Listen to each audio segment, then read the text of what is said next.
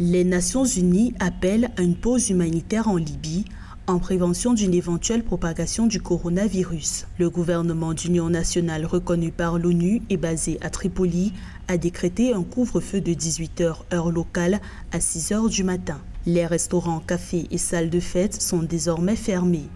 De leur côté, les forces du maréchal Haftar, rival du gouvernement d'union nationale, ont également mis en place un couvre-feu dans les zones sous leur contrôle. Antonio Guterres, secrétaire général des Nations Unies, s'est félicité des réponses positives à l'appel de l'ONU.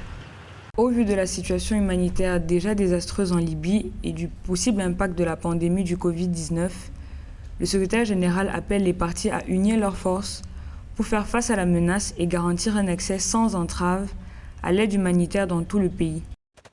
Malgré les dispositions prises par les deux gouvernements rivaux, de nouveaux combats ont eu lieu au sud de Tripoli, les deux camps s'accusant mutuellement de violation de la trêve.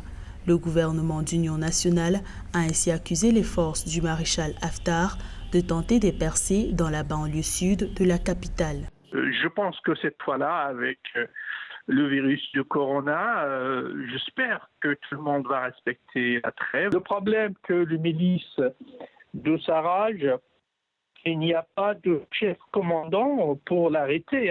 C'est le chef des milices qui décide soit respecter bien la trêve ou bien la violer. Certains États arabes ont également appelé les parties prenantes au conflit libyen à cesser leurs affrontements afin de permettre au pays de répondre à la menace du Covid-19.